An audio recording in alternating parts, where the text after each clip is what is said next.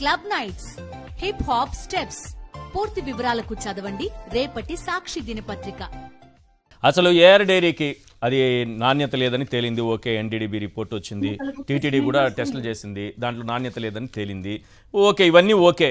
కానీ వాళ్ళకి ఒక షోకాజ్ నోటీస్ ఇస్తారు కదా, ఎన్డీడీబీ రిపోర్టులో ఎక్కడా కూడా యానిమల్ ఫ్యాట్ అన్న మాట లేదు. తరువాత వాళ్ళకి ఇచ్చినటువంటి షోకాజ్ నోటీస్, మీ ఇచ్చినటువంటి నెయ్యిలో నాణ్యత లేదు, కల్తీ జరిగిందనేటటువంటి రిపోర్ట్ వచ్చింది, దీనికి మీ సమాధానం కావాలి, మిమ్మల్ని బ్లాక్ లిస్ట్లో పెడుతున్నామంటూ వాళ్ళకి ఇచ్చినటువంటి షోకాజ్లో ఏముందనేది ఒక్కసారి స్క్రీన్ పైన చూద్దాం సార్. ఆ షోకాజ్లో కూడా ఎక్కడ యానిమల్ ఫ్యాట్ అన్న మాటే లేదు. ఆ కంపెనీకి ఏఆర్ డైరీకి ఇచ్చినటువంటి అంశంలో వాళ్ళకి ఇచ్చినటువంటి షోకాజ్లో ఎక్కడా కూడా ఆ మాటే కనిపించట్లేదు. The presence of beta sitosterol in the supplied consignment in the supplied ghee indicates that the ghee is adulterated with the fat of vegetable origin. చాలా క్లియర్గా వెజిటబుల్ ఆయిల్ కలిసినటువంటి ఫ్యాట్ కలిసినటువంటి దీంట్లో తేలింది. బీటా సైటోస్టెరాల్ అనేటటువంటి టెస్ట్ ద్వారా తేలింది. మీ పైన ఎందుకు యాక్షన్ తీసుకోకూడదు, మిమ్మల్ని ఎందుకు బ్లాక్ లిస్ట్లో పెట్టకూడదని ఇచ్చింది.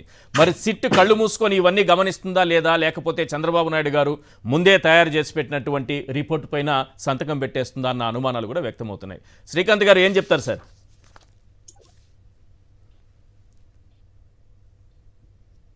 మీ ఆడియో మ్యూట్లో ఉన్నట్టుంది. వీక్షకులకి అందరికీ కూడా, మీకు ఈశ్వర్ గారికి, సాక్షి టీవీ వారికి నా హృదయపూర్వక నమస్కారాలు తెలియజేస్తున్నా. నమస్తే సార్. నిజంగా ఈశ్వర్ గారు, ఇదంతా చూస్తుంటే ఈ రోజు రిపోర్ట్లు గాని, ఈ రేట్లు గాని ప్రతిరోజు అంటే తవ్వే కొద్దీ బయటపడుతున్నాయి నిజాలు. ఇవన్నీ చూస్తుంటే చెప్పేది శ్రీరంగ నీతులు పాతకాలంలో ఒక సామెత ఉంది, ఆ సామెత గుర్తొస్తుంది, శ్రీరంగ నీతులు సామెత. నిజంగా చంద్రబాబు నాయుడు గారు, సీఎం గారు వెంకటేశ్వర స్వామికే పరీక్ష పెట్టారు. ఓకే, అంటే మామూలుగా 40 ఏళ్ల ఇండస్ట్రీలో అబ్బా చంద్రబాబు నాయుడు గారు అది ఇది అని అనుకుంటా ఉంటాం గానీ, ఇప్పుడు వారి ప్రతిభ బయటపడింది.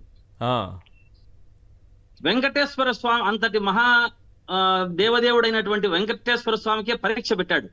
దోషులను శిక్షించవాలి అనేటి ఒకంటే ఎవరిని శిక్షిస్తాడో, ఎవరు చేసినా తప్పే అనే విషయాన్ని తొందరలోనే బయటికి స్వామివారు కఠినంగా శిక్షించడం జరుగుతుంది. మరి సిట్టు వేశారు కదా, సిట్టు వేసేటటువంటి శిక్ష శ్రీ వెంకటేశ్వర స్వామి వేసే శిక్ష, సిట్టు వేసే శిక్ష అనేది అది ఎట్టు పోతుందనేది అందరికీ తెలుసు. శ్రీ వెంకటేశ్వర స్వామి వారి శిక్ష వేస్తే దానికి తిరుగు ఉండదు, మరి ఆ పక్క కూడా ఎవరు లేయలేరు. కాకపోతే సాక్షి టీవీ ద్వారా ప్రజలందరికీ కూడా మనం ఒకటి తెలియజేయాలి, పార్టీల పరంగా హిందుత్వం ఇలాగే విడదీసుకుంటూ వెళ్ళిపోతామా? మనము హిందూ బంధువులందరూ కూడా మేల్కోవాలి, ఏకం కావాలి.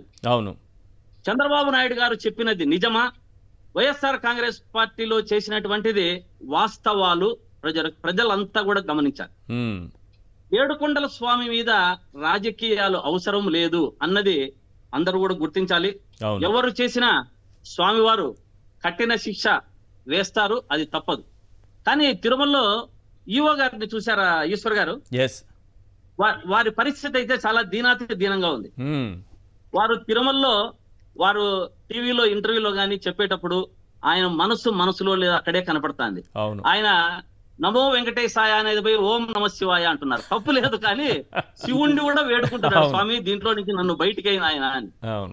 ఆయన అంతరాత్మంతా పాపం చంద్రబాబు నాయుడు గారు చెప్పిండేది చెయ్యాలా, నేను దేవుణ్ణి నమ్మినాను, దేవుని కోసం నేను పని చెయ్యాలా, ఆ అంతర్మదనంలో నిజంగా ఆయన ఎందుకు నేను టీటీడీకి వచ్చాను అన్నది చాలా పాపము అతన్ని చూస్తుంటేనే మనకు ఇదైపోతుంది. ఇంకా సిట్టు గురించి నిజంగా మీరు అన్నట్టు భగవంతుడు నిజంగా శిక్షించే పని అయితే చంద్రబాబు చేసినటువంటి తప్పుకో పాపానికో ఆయన శిక్ష అనుభవించేలా ఉండేటట్టుంది మీరు చెప్తున్న దాని ప్రకారం చూస్తే. తప్పదు సార్, ఇది కలికాలం. ఇంత ముందు మన వైఎస్ఆర్సీపీ అధికార ప్రతినిధి శేఖర్ రెడ్డి గారు చెప్పారు. నిజంగా ఈ టీవీ ద్వారా ఆ విషయం వచ్చింది కాబట్టి తెలియజేస్తున్నా, ఇది కలికాలం. కలి పురుషుడు ఆవహించాడు ముఖ్యమంత్రి చంద్రబాబు నాయుడు గారు. నిజంగా నేను చెప్తున్నా, ఆ కలి పురుషుణ్ణి దూరం చేసుకొని ప్రజలను సుభిక్షంగా చెప్పిన పథకాలను డైవర్ట్ చేయకుండా వారికి ఇచ్చే విధానంలో ఒక చిన్న సూచన సలహా ఇస్తాను. నేను చిన్నవాడిని అనుకోకపోతే, పొద్దున్నే ఉదయాన్నే లేస్తూనే మనం చేసుకోవాల్సినది ఏమంటే, ఒక కర్కోటకుడిని, దమయంతిని, నలమహారాజును, మరి వచ్చి ఋతుపర్ణుని, ఈ నలుగురిని తలుచుకోవాలి.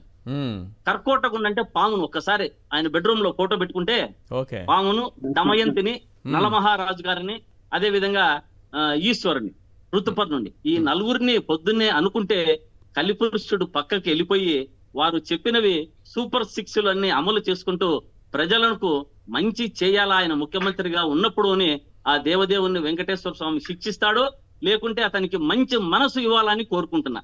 కానీ ఇటువంటి మీరు మంచి సలహా అభియోగాలంతా ఇచ్చారు సార్. చేయకుండా. సారీ నేను ఈ మాట అంటున్నందుకు, మీరు చాలా మంచి సలహా ఇచ్చారు. ఈ సలహా 1000 కాళ్ళ మండపాన్ని కూల్చేసిన సమయంలో ఇచ్చింటే ఇంకా బాగుండేది అనిపిస్తుంది తిరుమలలో. అప్పుడు ఇచ్చింది అది. ఇప్పుడు నేను టీవీలోకి వచ్చా, ఆ రోజు రాలేదు కాబట్టి ఇప్పుడు వచ్చాను టీవీలో.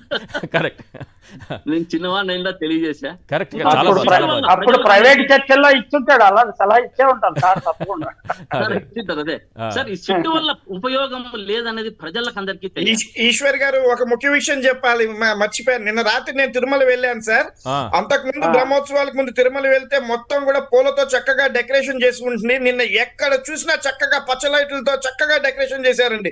పువ్వు కనబడలేదు, వేరే కలర్లు కనబడట్లేదు, మొత్తం ఎల్లో కలర్ లైట్లతో డెకరేషన్ చేశారు. నేను పొద్దునే వచ్చాను 12ంటికి తిరుమల నుంచి. ఇందాక ఈ విషయం చెప్పడం మర్చిపోయాను. అదొకటి మీ ద్వారా సాక్షి ప్రేక్షకుల ద్వారా అందరికి తెలియజేస్తున్నాను సార్. లడ్డూ తెచ్చుకున్నారా లేదా శర్మ గారు?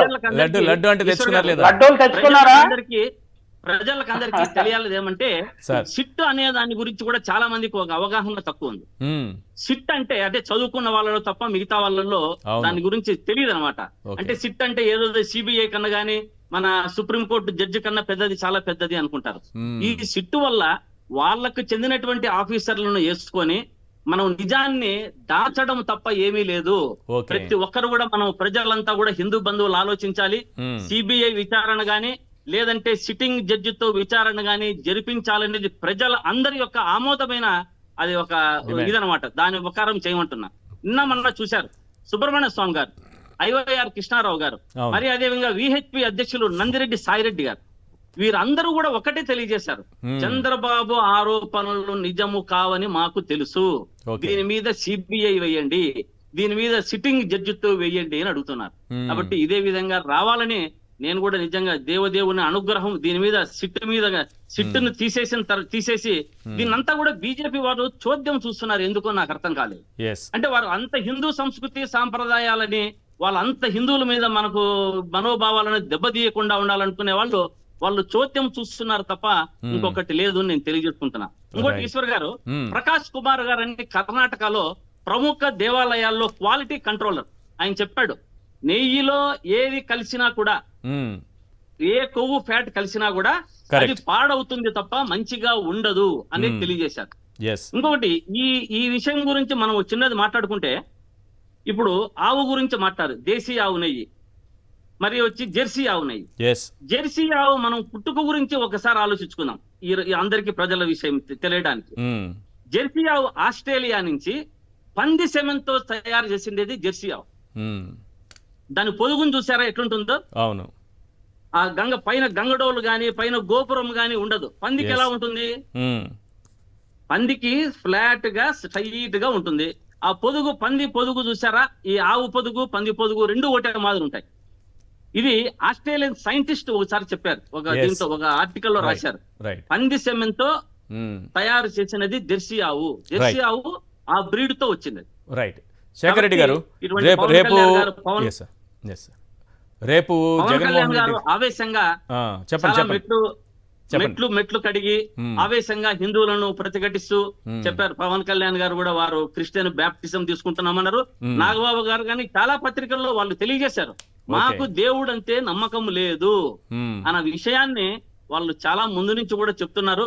నిజంగా ఈ కల్తీ ఉంటే 2 నెలలు ఏం చేశారు అని అడుగుతున్నా. కాకపోతే ఇంకొక 3 అంశాలు ఈశ్వర్ గారు, ఒక 3 అంశాలు మాత్రము వారు మాట్లాడిండేది అందరికీ ప్రజలకు తెలియాలి టీవీ ద్వారా. తిరుమల విధులను నిర్వహించే కార్యనిర్వాహక శ్యామలరావు గారు జూలై 27వ తారీఖున స్వామివారి లడ్డు ప్రసాదంలో వెజిటబుల్ ఫ్యాట్ కలిసింది, అనుమానం వల్లలే 4 ట్యాంకర్లు ఎనికి పంపాము అని అన్నారు. కానీ చంద్రబాబు నాయుడు గారు వెంటనే సెప్టెంబర్ 3వ వారంలో పార్టీలో మాట్లాడుతూ అనిమల్ ఫ్యాట్ అన్నారు. అవును. మరి తర్వాత లోకేష్ గారు పత్రికల్లో చెప్పుకుంటూ లడ్డు తయారీలలో పందు మాంసము, గుడ్డు మాంసములతో తయారైన కొవ్వుతో లడ్డు తయారవుతుంది అన్నాడు. చాలా వక్రీకరించి చెప్పారు. అసలు వాడని దాని గురించి ఈ హిందువులను తప్పుదోవ పట్టించి ప్రజలకు మనందరినీ కూడా ఒక మీమాంసలో పెట్టేటట్టుగా వీళ్ళందరూ కూడా రోజుకొకటి చెప్తున్నారు. హిందూ బంధువులారా, అసలు మీరందరూ కూడా గమనించాలి, ఇది ఎక్కడ ఎప్పుడు ఎన్నడూ ఏ విధంగా జరగలేదు.